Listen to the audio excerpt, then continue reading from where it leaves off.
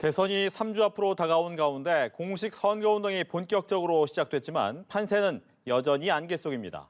후보 양강의 초박빙 접전이 계속된 이유가 무엇인지 이 시각 정치권 이슈를 김수민 시사평론가와 함께 짚어보겠습니다. 안녕하십니까? 네, 반갑습니다. 네. 먼저 새롭게 여론조사 나온 것부터 좀 살펴보면서 이야기를 나눠보겠습니다. 한길 리서치가 조사한 내용인데요. 이재명 후보가 41.9%, 윤석열 후보가 42.4%를 기록하면서 오차 범위 내 접전을 보이고 있는 것으로 나타났습니다. 약간의 차이로 윤석열 후보가 앞서고는 있지만 오차 범위 내기 때문에 초박빙인 거죠. 네, 여러 여론조사들에서 다들 거의 박빙에 해당하는 조사가 나오고 있다라는 측면에서는 좀 내다보기 어려운 대선이다라고 볼 수 있는데, 네. 근데 더 내다보기 힘든, 그러니까 예전 대선보다 더 내다보기 힘든 요소들도 있습니다. 예를 들면 이제 2002년 대통령 선거하고 2012년 대통령 선거가 전형적인 50대 50 대결 구도의 대선이었거든요. 네. 그때는 양쪽에 거의 총력전을 방불케 하는 그런 싸움이었고, 그리고 양쪽 다 좀 콘크리트에 가까워지는 견고한 지지율을 막판에 나타내고는 했었는데, 이번 대선 같은 경우는 현재 50대 50보다는 좀 그래도 점유율이 낮은 편이고 양쪽 네. 다요. 일단은 이재명 후보 같은 경우는 문재인 대통령의 긍정평가율, 그것을 다 고스란히 흡수하는데도 어느 정도 어려움을 겪고 있는 이런 상황이고, 그리고 윤석열 후보의 경우는 정권 교체 여론이 60% 정도 구간에서 나타나는데, 그것을 또 흡수하는데도 아직까지 본인의 괴리하고 정권 교체 여론하고 괴리가 있다라고 네. 하는 거, 그런 부분들을 감안했을 때는 아직까지 좀 구도가 무르다라고 하는 것도 좀 같이 짚어야 될 것 같습니다. 이 부분들은 좀 더 이제 깊숙이 살펴보면 이 조사에는 포함되어 있지 않은데, 가끔씩 이제 여론조사 기관들이 호감도 조사를 하거든요. 그렇죠. 근데 이제 호감도에서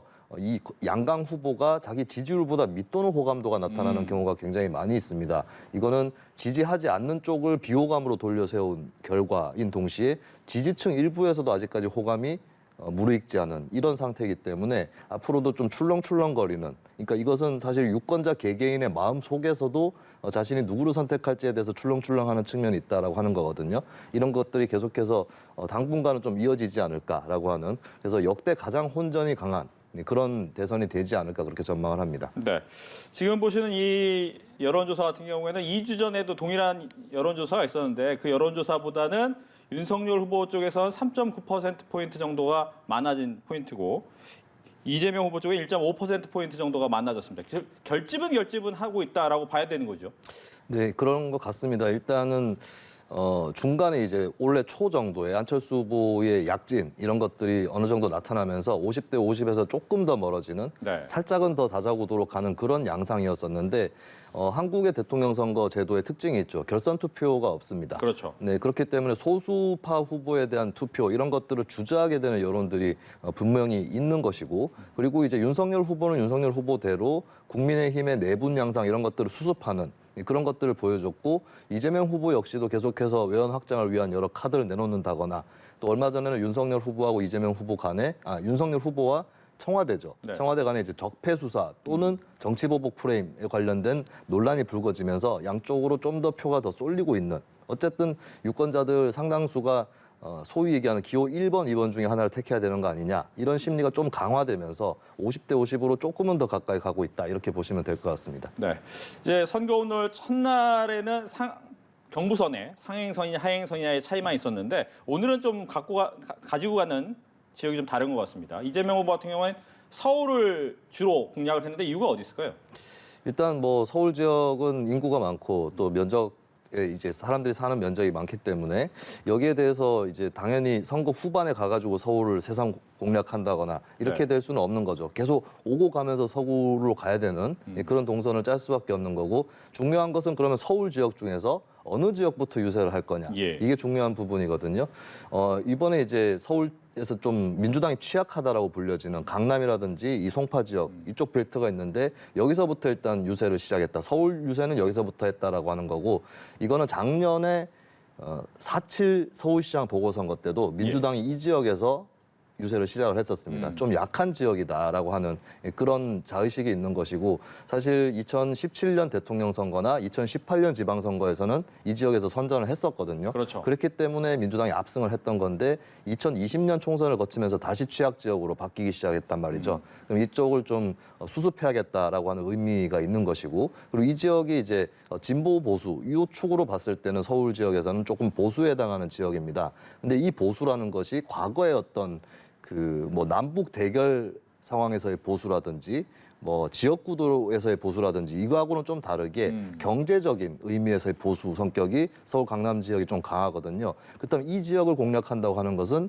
이재명 후보가 본인에게 닥쳐 있는 어떤 진보라고 하는 프레임 이것을 벗어나서 좀 보수적인 시민들에게도 다가가고 그리고 그 코드를 경제를 통해서 코드를 잡겠다라고 하는 그런 홍보 전략이 많이 드러나고 있다고 볼 수 있겠습니다. 뭐 최근에 뭐 개미 투자자들을 위해서 일하겠다 이런 것도 같은 맥락이겠군요. 그러면.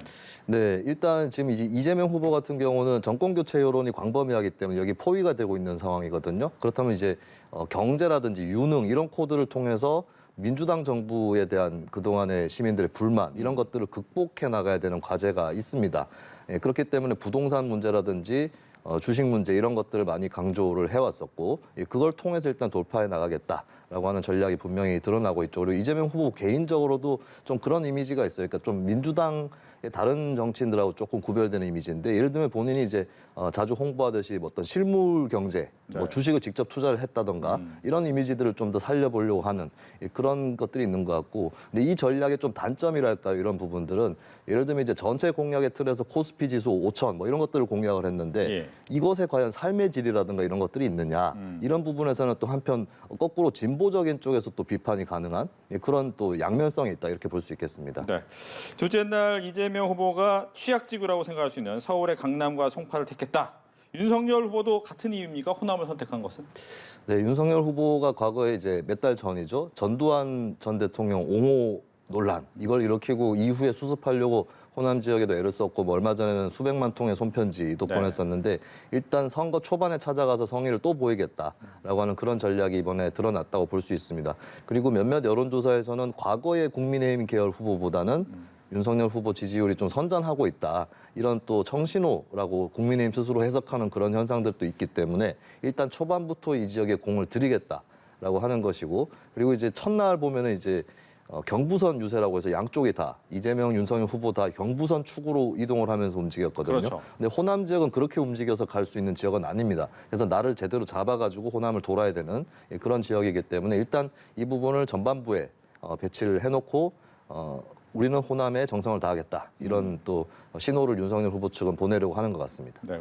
과거 이제 호남 홀대론이 아니다 발전론은 해야 된다라는 거에 연장선으로 또 볼 수 있는 그런 부분이겠네요. 네, 뭐 사실 이게 양 후보가 좀 교차해서 얘기할 수 있는 부분인데 네. 이재명 후보는 대구 경북 지역 같은 데 가서 이 대구 경북에서 계속 국민의힘 밀어줬는데 지역이 발전되었느냐. 그렇죠. 심지어 좀 망했지 않느냐라고 하는 강한 표현까지 경북 북부에서 쓰기도 했었는데 윤석열 후보 쪽에서는 거꾸로 민주당에 계속 호남에서 표를 찍어줬는데 그렇다고 해서 호남 지역이 잘 됐느냐 이런 부분들을 좀 부각을 시키는 것이겠죠. 그리고 뭐 이제 호남에 대해서 AI라든지 이런 산업들을 좀 발전시키는 뭐 이런 또 공약들을 이 지역에서 또 내놓기도 했습니다. 네.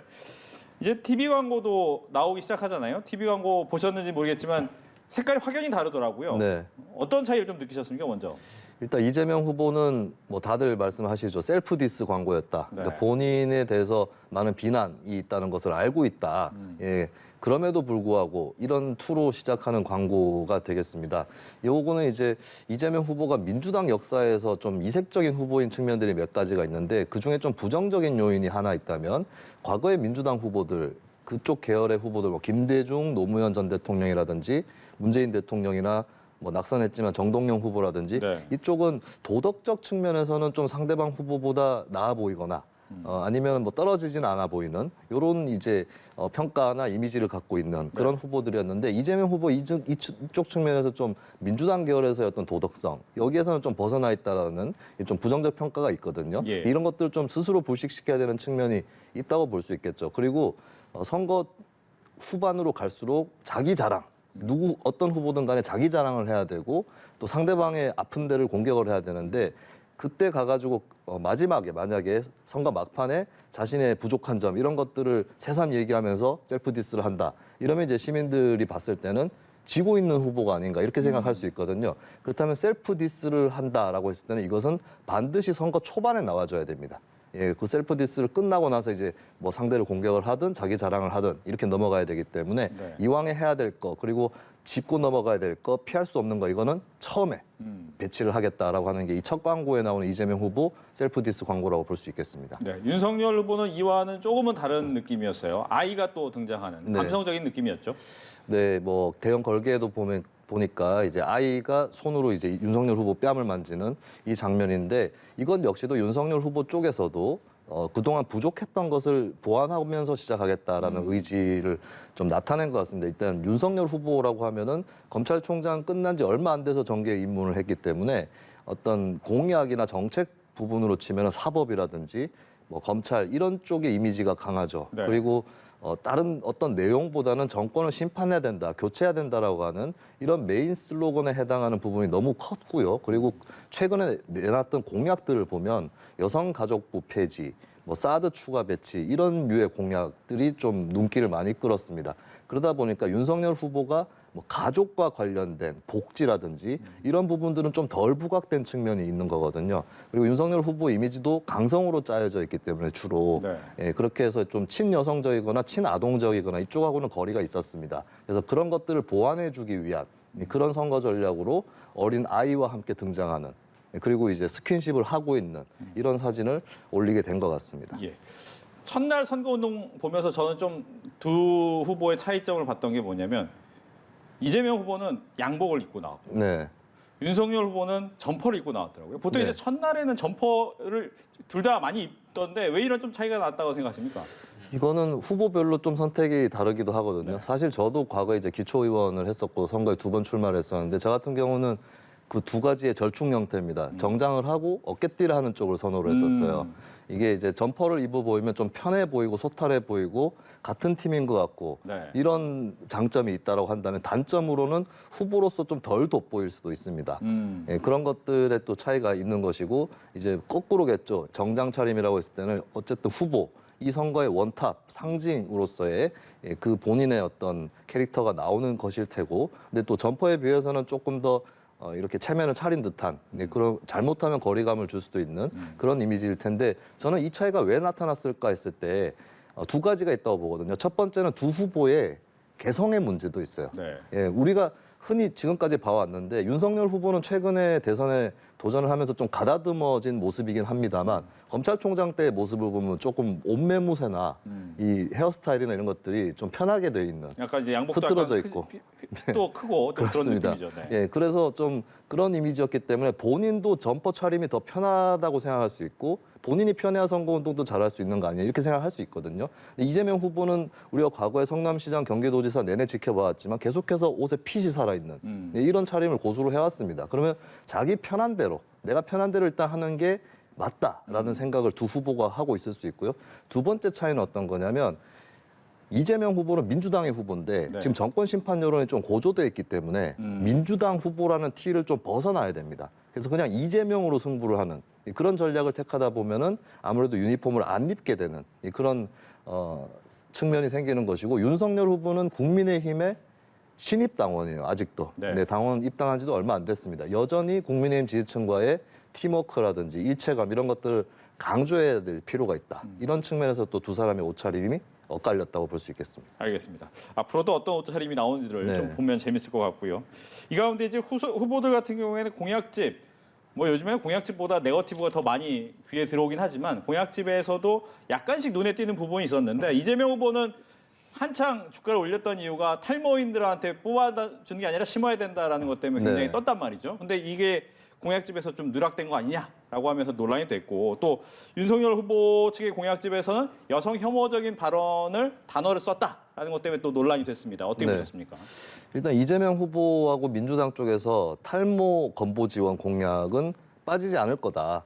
공약집에 살짝 안 들어가 있는 건데 이제 그 소확행 공약이라고 해서 시리즈로 발표를 했었거든요. 그 부분들 다 들어간다 결국에 공약에 포함되는 것이다. 빠지는 거 아니다라는 그런 해명을 하긴 했습니다. 근데 이제 국민들이나 뭐 저를 포함한 언론계에서도 좀 주의를 하실 필요가 있는 게 사실 저는 그때도 좀 우려를 했던 것이 분명히 이재명 후보가 표현을 했었어요. 탈모 건보 지원 검토라고 표현했었습니다. 그래서 이제 검토라고 하는 것은 긍정적으로 검토를 해보더라도 들어갈지 아닐지는 알 수 없는 거거든요. 네. 이런 부분에 대해서는 좀 유의할 필요가 있다. 그래서 언론 종사자들도 한 번 더 물어봐야 된다. 검토라고 했는데 언제 결정할 거냐. 이런 부분들을 중간중간에 좀 체크를 할 필요가 있죠. 사실 비슷한 사례는 윤석열 후보 쪽에도 있는데 여성가족부 해체 얘기를 하지 않았습니까? 근데 결국에 국민의힘 관계자들이 하는 얘기는 여성 인권과 관련된 부처는 생길 거다. 그럼 여성가족부는 없어지고 비슷한 부처가 또 생긴다고 해석할 수도 있는 거거든요. 그래서 이렇게 이제 공약 같은 부분들을 요즘에 좀 약간 지르기식 공약들이 많은데 이런 것들을 좀 꼼꼼히 따져볼 필요가 있다. 이 말씀을 드리고. 근데 어쨌든 민주당에서는 뭐 탈모 건보 지원을 넣는다라고 해명을 했습니다. 그리고 이제 윤석열 후보 공약집 같은 경우는 여성 혐오 표현이다라고 지목받는 것이 들어갔어요. 그러니까 이제 사법개혁 관련 공약을 내면서 예전에 있었던 경찰 현장, 치안 현장에서 있었던 일을 얘기하면서 여성이 이제 발을 동동 구르고 적극적으로 대처하지 못하는 상태를 인터넷에서 좀 혐오적으로 표현했을 때 오똑해라는 표현이 있습니다. 네, 그때 뭐 경찰관이 오똑해 했다 이런 식으로 썼다가 공식 문서에까지 이런 표현이 등장하느냐 이런 비판을 받고 일단은 이제 삭제를 하는 쪽으로 그리고 책임자에 대해서도 문책을 하는 그런 또 사건이 벌어지기도 했습니다. 네. 뭐 계속해서 이제 또 기사가 나오고 있지만 이제 안철수 후보 쪽에서는 오늘 유세 일정을 중단했습니다. 유세용 버스와 관련해서 두 분이 안타까운 사고를 당했기 때문인데 뭐 이제 이렇게 선거운동 하다 보면 안전사고는 많이 나오는데 좀 더 주의를 해야 되겠죠. 그렇습니다. 선거라는 게 얼핏 보면 그냥 사람들이 이렇게 움직이고 몰려다니고 하는 것처럼 보이지만 여러 중장비들이 움직이거든요. 유세도 차량이 쓰이는 것이고 또 길거리에서 시청자분들도 많이 보셨겠지만 현수막 네. 또 걸려 있는데 그 현수막도 크레인이라든지 이런 기구를 써서 또 뭐 사다리로 올라가는 사람도 있고요. 그렇게 해가지고 사람들이 어느 정도 위험을 감수하고 움직여가면서 장비와 함께 일을 하는 이 과정이 또 선거입니다. 그리고 지난 대선 때도 몇몇 사건들이 있었어요. 사고가 예를 들면은 유세차하고 사고가 나서 어떤 분이 돌아가시기도 했고 유세차가 좀 높게 이렇게 높이가 높게 개조된 차량들이 꽤 있는데 네. 그것들이 이제 터널 지나갈 때 부딪혀서 사고가 난다거나 뭐 차가 전복이 된다거나 이런 사건들이 예전에도 일어났었는데 좀 그때 사건으로만 소비가 되고 계속해서 정당이나 후보 쪽들이 유념을 잘 못한 것 같습니다. 이번에도 사실 대선 정도면 전국적으로 조직들이 움직이는 거기 때문에 이 대선 선거운동에 참여하시는 분들에 대한 교육 이런 것만 해도 제가 봤을 때는 한 최소 2, 3일 정도는 잡았어야 되는 거 아니냐 이런 생각이 드는데 어쨌든 선거 초반에 일어나는 사고들을 보면서 남은 기간에 다시는 사고가 나지 않도록 각 정당이나 후보들이 유념을 하시고 또 필요한 조치를 취해야 될 것 같습니다. 예. 이게 안철수 후보의 입장에서는 뭐 부인의 확진이란 또 이제 안 좋은 일이 있었는데 또 이렇게 유세 현장에서의 또 사고까지 있다 보니까 앞으로 이제 이런 행보를 하면서 좀 마음에 좀 짐이 커지는 거 아니냐라는 생각이 들더라고요. 네, 일단 선거 운동이 다 중단이 된 상태고 네. 또 돌아가신 분들은 국민의당 장으로 그렇게 장례를 치르는 것으로 결정을 했습니다. 근데 이러다 보니까 또 선거에도 좀 영향을 끼치는 거 아니냐 이런 얘기가 나오는데 두 가지가 있을 것 같아요. 당장에 안철수 후보가 단일화 제안을 지난주 일요일에 하기도 했지만 뭐 거기에 관련된 입장 표명이라든지 발표 이런 것들을 당장에는 좀 하기 어렵지 않을까 네. 이런 상황에서는 그것은 거꾸로 얘기했을 때는 좀 생각할 시간이라든지 이런 것들이 늘어날 수 있다라고 하는 것이고요. 그리고 두 번째는 이 국민의당 입장에서는 좀 큰 악재일 수 있는데 그리고 불가피한 측면이 있죠. 왜냐하면 이것이 이제 중대재해에 해당하는 것이 아니냐. 중대재해처벌법의 그 제정 이후에 중대재해에 해당하는 일이 아니냐라는 해석이 있습니다. 그래서 지금 고용노동 당국에서도 조사를 하고 있고 중대재해는 중대산업재해와 중대시민재해가 있거든요. 중대산업재해는 근로자가 돌아가시는 경우가 해당이 되고 중대시민재해는 근로자가 아닐지라도 교통수단이나 공공시설, 또 작업장 원료라든지 물질 이런 것 때문에 사고를 당할 때 결국에 그 관련 기업이 책임을 지는 예, 그런 법 규정이 마련이 돼 있습니다. 여기서 국민의당이 관련 기업에 해당되는지 이런 부분들을 또 당국에서 책임 소재라든지 가리게 될 텐데 이 부분도 좀 국민의당한테는 악재가 아닐까 이렇게 네. 보여집니다.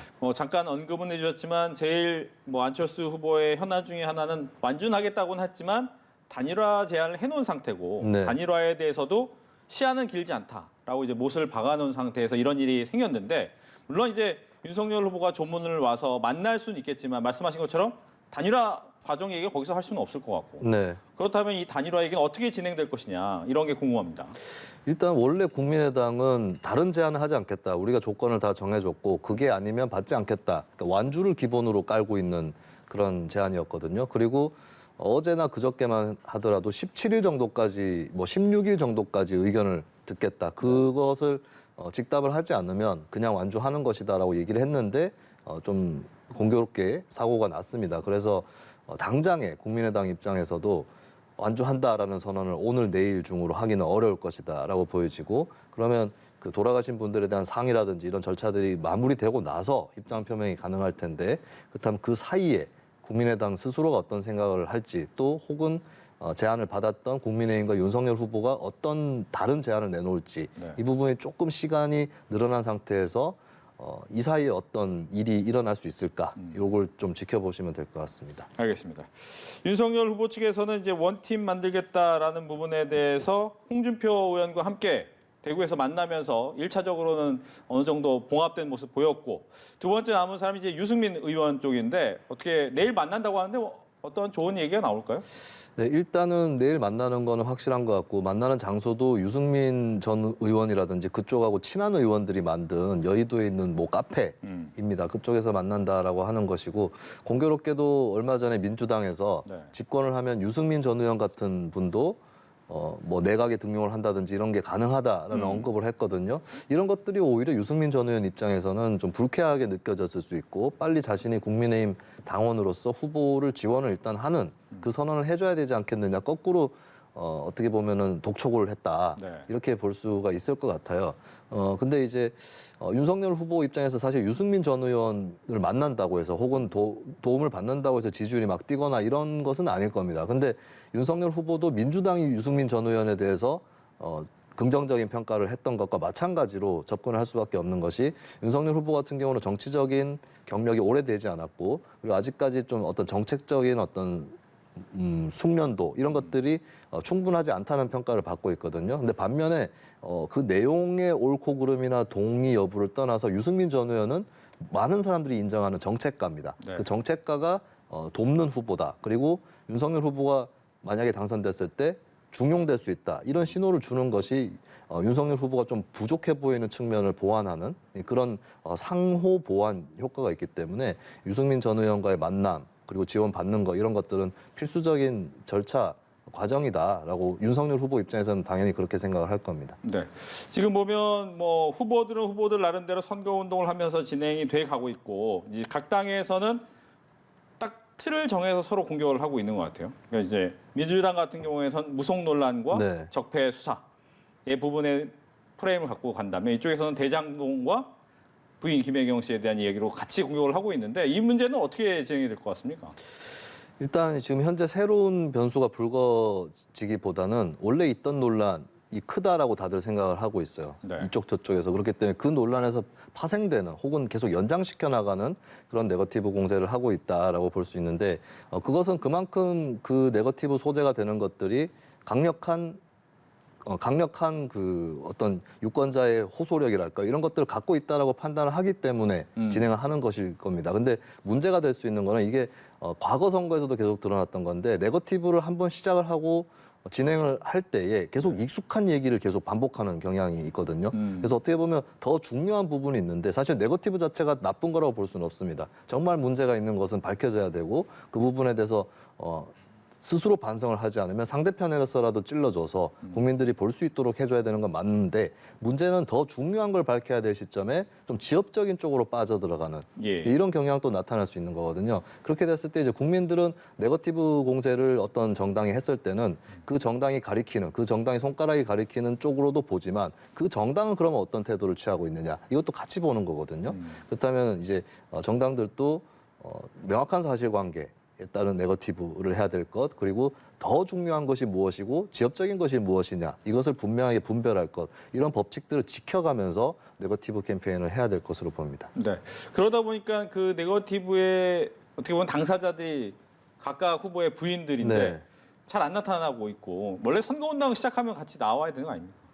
네, 근데 과거에도 보면은 어떤 대통령 후보 같은 경우는 배우자가 별로 또 출연하지 않는 경우도 있었는데 현대로 올수록 좀 배우자에 대한 스포트라이트 이런 것들도 더 부각이 됐던 것 같아요. 근데 이번에 공교롭게도 양강 후보의 배우자에 다 리스크가 있다라고 하는 상황이고 또 중대한 의혹들이 제기가 되고 있거든요. 네. 그러니까 법인카드 유용이라든지 불법 의전 이것은 사실 김혜경 씨를 넘어서서 이재명 후보가 당시 지사로서 책임져야 될 부분이 있는 거 아니냐 이 공세로 이어지는 것이고 김건희 씨 같은 경우도 어떤 뭐 지지층 사이에서는 지난번 녹취 파일 공개로 전화위복이 됐다는 자평을 하지만 사실 보면 현재도 도이치모터스 주가 조작 의혹이라든지 또 허위 이력 문제의 기소 가능성 이런 것들은 아직 남아 있는 상태입니다.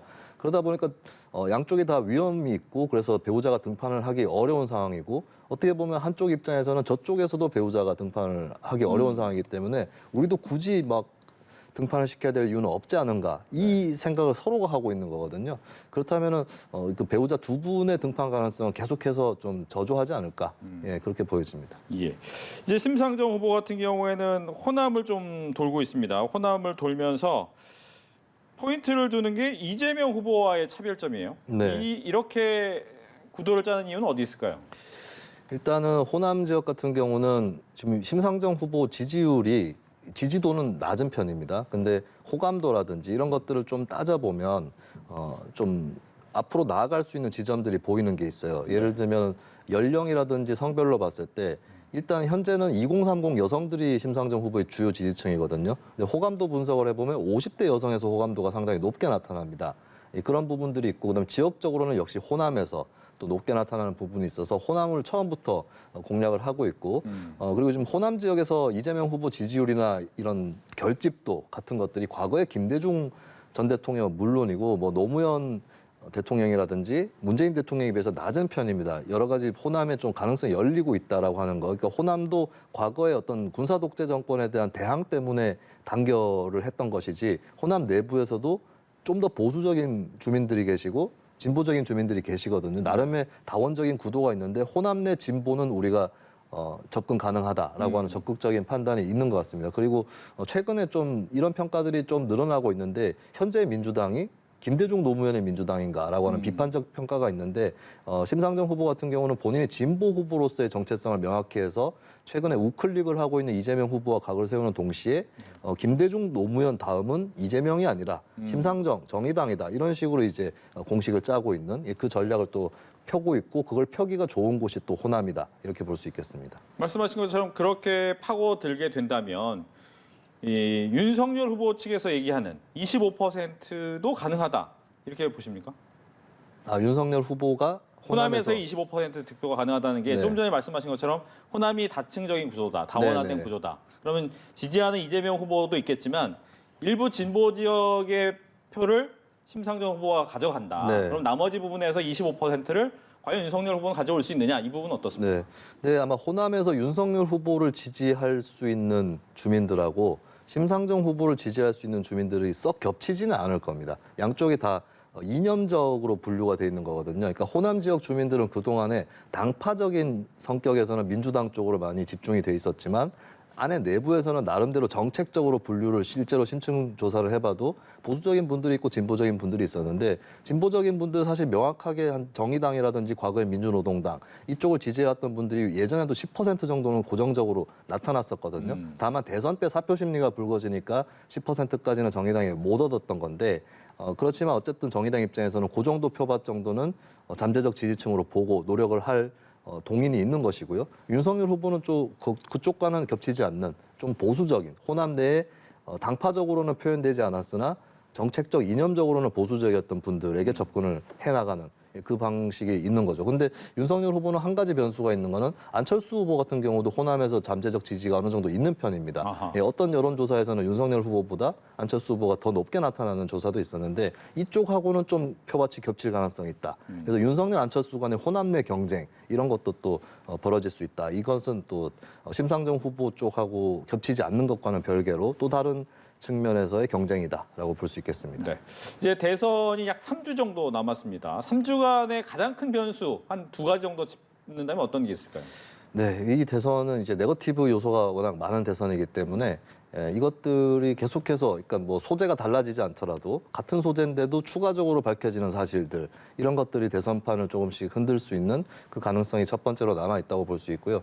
두 번째는 TV 토론은 그래도 꼽지 않을 수가 없습니다. TV 토론은 어떤 분들은 이렇게도 얘기를 하시죠. 이미 답을 다 정해놓고 있고 자기가 지지하고 있는 후보가 예뻐 보인다. 그렇죠. 잘하는 사람이 잘한다. 네, 그렇게도 볼 수 있는데 근데 이게 양자 대결이 아닙니다. 그러니까 TV 토론만 보면 어쨌든 지지율을 떠나서 4명의 후보가 나오거든요. 네. 그리고 후보들이 자기 지지율에 맞게 발언 분량을 할당받는 것도 아니고 똑같은 분량으로 얘기를 합니다. 그렇기 때문에 다자구도의 성격이 TV 토론에는 여전히 남아있고 다자구도기 때문에 후보들에 대한 유권자의 표심이 변할 수 있는 여지가 좀 더 큽니다.